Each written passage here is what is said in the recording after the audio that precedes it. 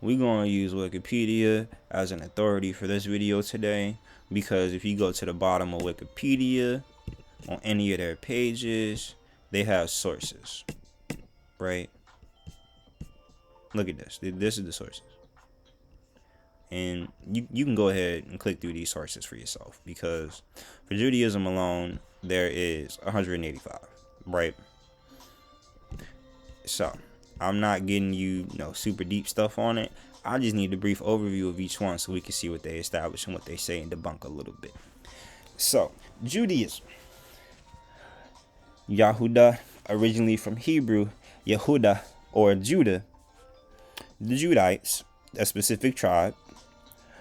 So via Greek, the term itself is of Anglo-Latin origin. It is a Abrahamic monotheistic and ethnic religion comprising the collective religious, cultural, and legal tradition and civilization of the Jewish people, also sometimes called Israelites. Judaism is considered by religious Jews to be the expression of the covenant that God established with the children of Israel. It encompasses a wide body of texts, practices, theological position, and the forms of organization. The Torah is a part of the larger text known as the Tanakh or the Hebrew Bible, and supplemental oral tradition represented by later texts such as the Midrash and the Talmud, with between 14.5 and 17.4 million adherents worldwide. Judaism is the 10th largest religion in the world. With Judaism, there are a variety of religious movements, most of which emerged from Rabbinic Judaism, which holds that God reveals his laws and commandments to Moses on Mount Sinai in the form of both the written and oral Torah. Historically, all or part of this assertion was challenged by various groups such as the Sadducees and Hellenistic Judaism during the Second Temple period, the Karaites during the early and later medieval period, and amongst segments of the modern non-Orthodox denominations. Some modern branches of Judaism, such as humanistic Judaism, may be considered secular or non-theistic. Today, the largest Jewish religious movements are Orthodox Judaism, Haredi Judaism, and modern Orthodox Judaism, conservative Judaism, and Reform Judaism. Major sources of difference between these groups are their approach to Jewish law, the authority of the rabbinic tradition, and the significance of the state of Israel. Orthodox Judaism maintains that the Torah and Jewish law are divine in origin, eternal, and alterable. Orthodox Judaism maintains that the Torah and Jewish law are divine in origin, eternal, and unalterable, and that they should be strictly followed. Conservative and Reform Judaism are more liberal, with conservative Judaism generally promoting a more traditionalist interpretation of Judaism's requirements than Reform Judaism. A typical Reform position is that Jewish law should be viewed as a set of general guidelines rather than as a set of restrictions and obligations whose observance is required by all Jews. Historically, special courts enforced by Jewish law today. These courts still exist, but the practice of Judaism is mostly voluntary. Authority on theological and legal matters is not vested in any one person or organization, but in the sacred texts and the rabbis and scholars who interpret them. Judaism has its roots as an organized religion in the Middle East during the Bronze Age. Modern Judaism evolved from ancient Israelite religion around 500 BCE and is considered to be one of the oldest monotheistic religions. The Hebrews and Israelites were already referred to as Jews in the later books of the Tanakh, such as the Book of Esther, with the term Jews replacing the title Children of Israel. Judaism texts, traditions, and values strongly influenced later Abrahamic religions, including Christianity, Islam, Hebraism, like Hellenism, played a seminal role in the formation of Western civilization through its impact as a core background element of early Christianity. Jews are an ethno-religious group, including those born Jewish, in addition to converts to Judaism. In 2019, the world Jewish population was estimated at about 14.7 million, or roughly 0.25% of the total world population. About 46.9% of all Jews reside in Israel, and another 38.8% reside in the United States and Canada, with most of the remainder living in Europe and other minority groups spread throughout Latin America, Asia, Africa, and Australia. So, Judaism. The people who claim to be Jewish, the people who are a bit of the original Jews, they don't follow the Hebrew Bible. They add the Midrash, which is a biblical exegesis by ancient Judaic authorities, and the Talmud, which is a central text in Rabbinic Judaism's primary source of Jewish religious law and Jewish theology. I would suggest you do a little bit of research on both of these books, because you'll start to see that these are mystical, aka the best way for me to say witchcraft-ish types of books. They don't follow or go along with the quote-unquote Hebrew Bible.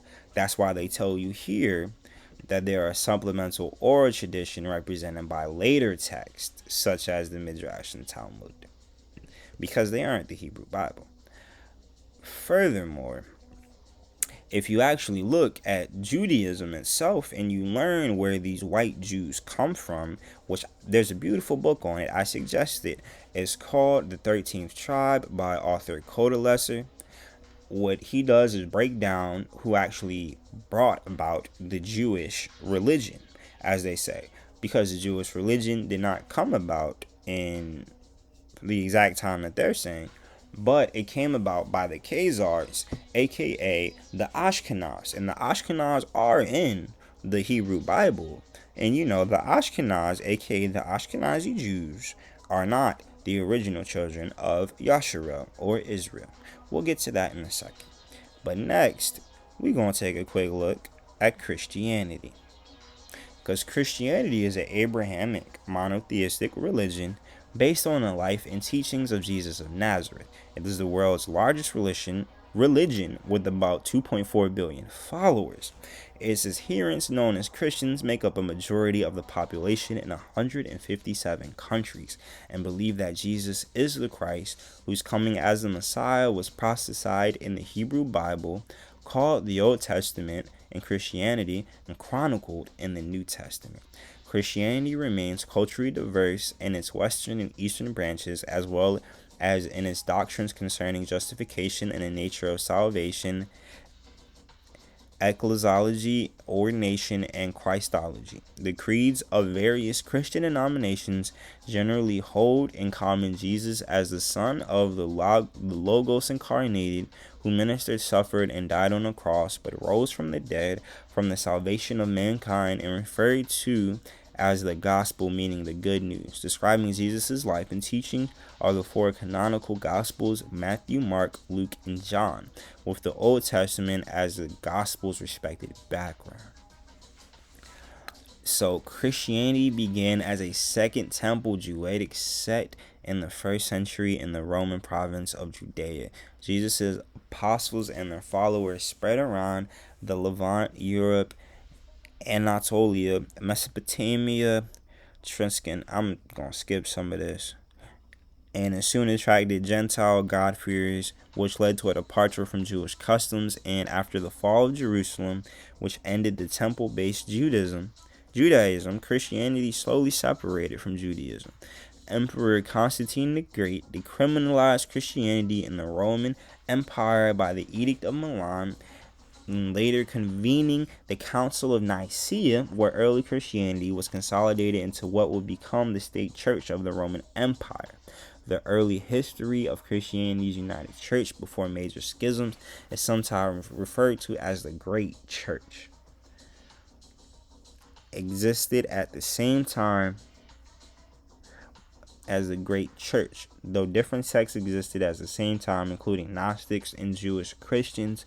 The Church of the East split after the Council of Ephesus, and Oriental Orthodoxy split after the Council of Chalcedon over its Christology, while the East Orthodox Church and the Catholic Church separated in the East versus West schism, especially over the authority of the Bishop of Rome. Protestantism split in numerous denominations from the Catholic Church in the Reformation era over theological and eschatological disputes, most predominantly on the issue of justification and the primacy of the Bishop of Rome.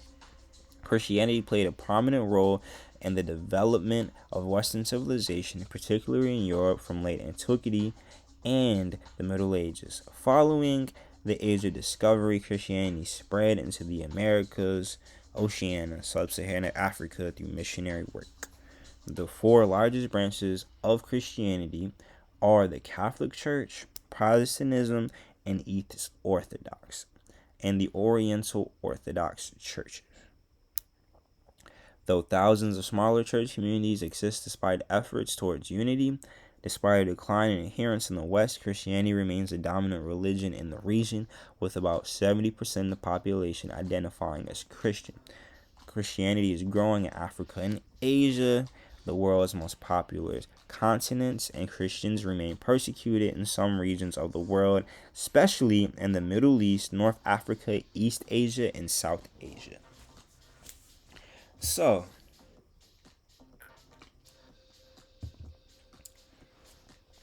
let's take 2 minutes and talk about Christians, what they might be doing right, what they might be doing wrong. It's not my business. I'm not Christian. But I will say this. If you read the book, you know what I'm saying, as Yahweh talks, or Jesus says, you're not supposed to worship a man. He's a man. But yet, as we can see by this little cross over here, they still pray to idols and worship the dead, as they say. So, I'm going to leave that at that. As you can see, this is the Catholic Church. I'm not going over it like that. I brought it up on the screen. If you love to pause the read, pause the read. You want to read it later, it's on Wikipedia.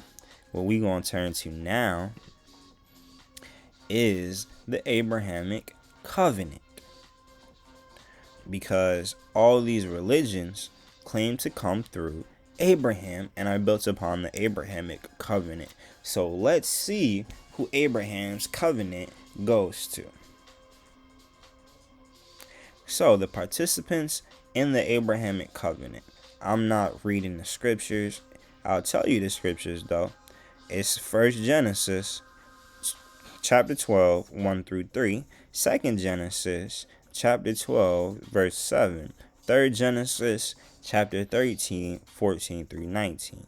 I suggest looking up biblical covenants, a breakdown on biblical covenants. Bible Reads, as you can see at the top of my screen, has a great breakdown done by the Good Brothers as a Messianic Bible study from Ariel Ministries. They did a good job breaking this down. I appreciate them, so I'm going to borrow their information for today. All praises be to the Most High for guiding me to it. And as you can see, they break it all down. They got the Noahic covenant. They had the Adamic covenant before it, what the serpent did in the garden, what happened between men and women, why women go through the pains they go through, all of it. So, the participants in the covenant.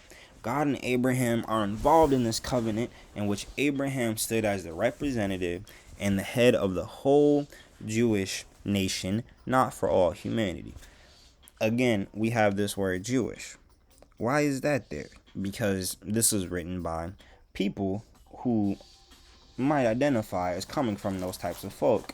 What do I mean? They might identify as an Edomite, or they come from Esau, you know what I'm saying? Or they might be an Ashkenaz.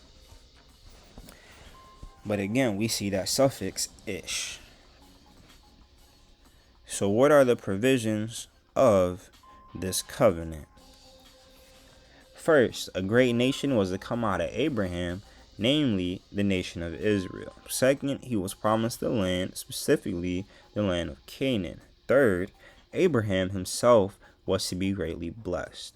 Fourth, Abraham's name would be great. Fifth, Abraham would be a blessing to others. Sixth, Those who bless Israel will be blessed. 7th, those who curse Israel will be cursed. 8th, in Abraham, all will ultimately be blessed. 9th, Abraham will receive a son through his wife Sarah. 10th, his descendants will undergo the Egyptian bondage. 11th, other nations as well as Israel will come forth from Abraham. So, you see right here, other nations as well as Israel will come forth from Abraham.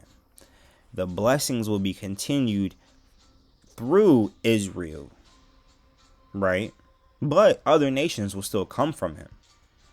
And then, as they say, 11th, other nations as well as Israel will come forth from Abraham. The Arab states are some of these nations.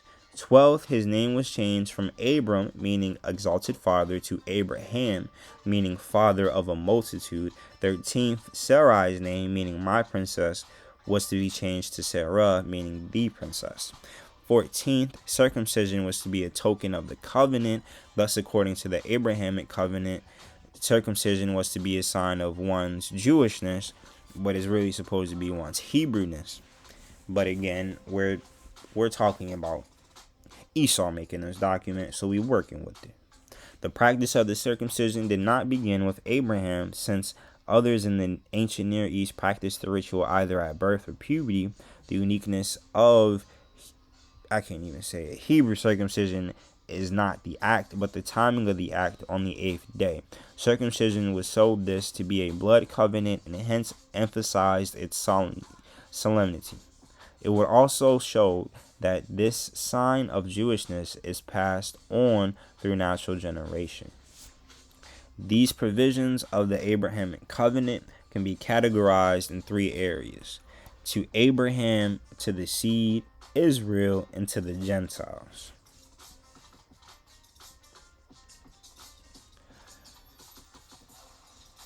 So what is to happen? Abraham is the father of a great nation, Israel. But he also gave birth to other nations, including the Arab states.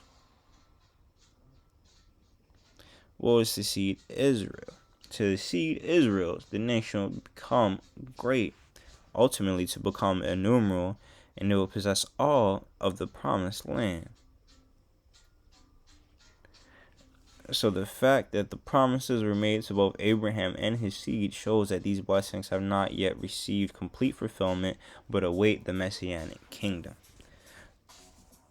I'm not going to read the one to the Gentiles because, of course, people have the whole idea of Gentiles skewed. The Gentiles were not the groups of other populations in existence at that time. They were the groups of Israelites not residing within their tribe or living in other places outside of their nation.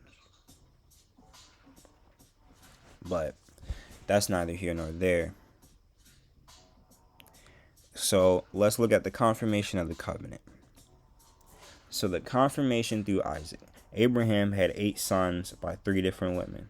And the question arose, through which son would the Abrahamic covenant be confirmed? God revealed that it was to be through Sarah's son, Isaac.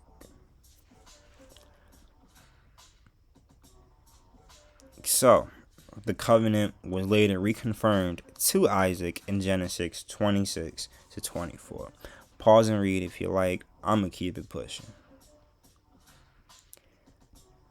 So, Isaac had 2 sons, and God chose to confirm the covenant with Jacob, as we can see.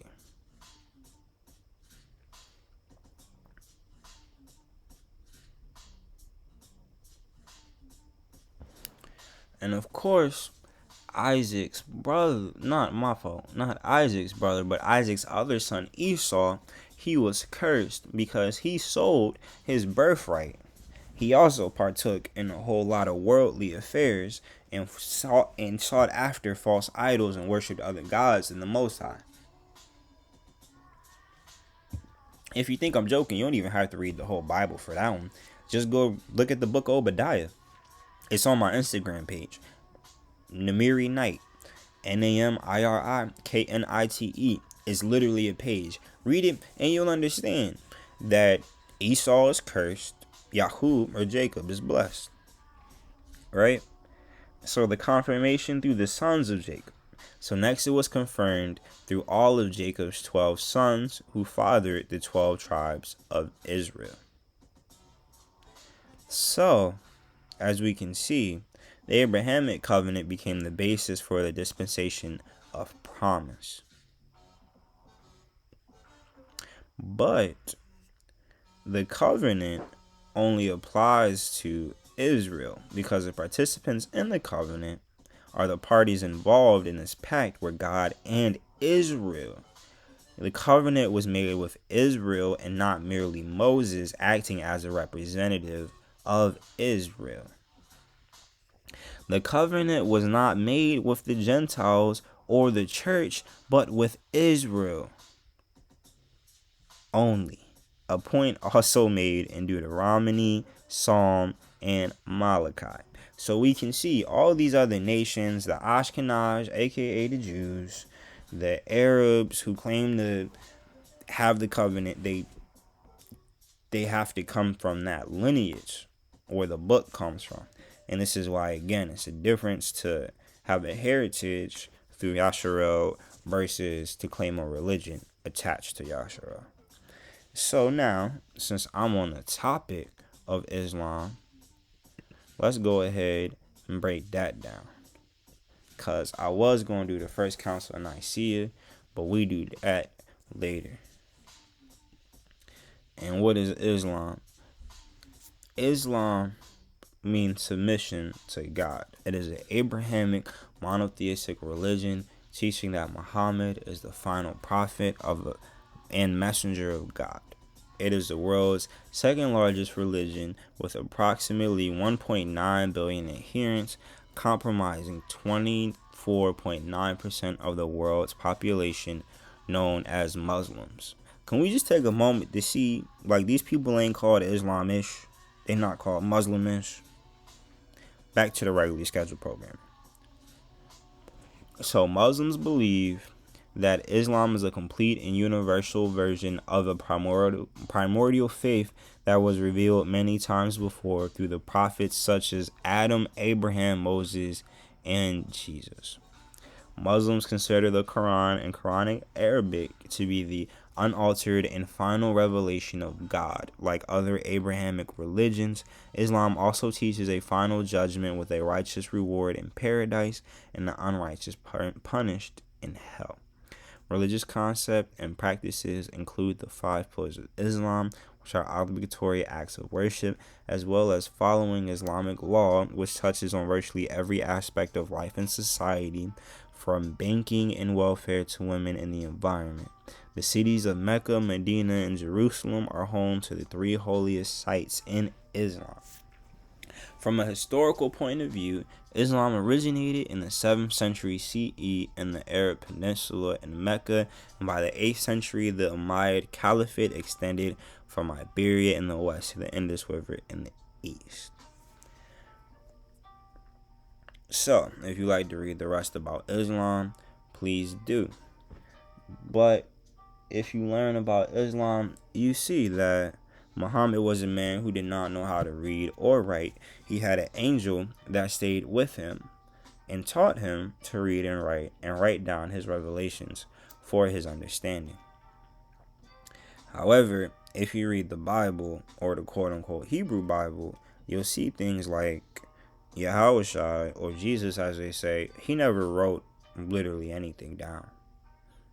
I'm not saying other prophets didn't write things, because plenty of them did. But Yahushua specifically didn't write anything. The people around him did. So, Islam also claims to be built, based on that Abrahamic covenant, but they come from Ishmael. They don't come through Yasharel or Israel. So again, we have another group of people claiming the birthrights that don't actually technically belong to them. Why do I say these things? Because this all relates at the end, as you'll see. It'll tie into this one world religion we gonna get to.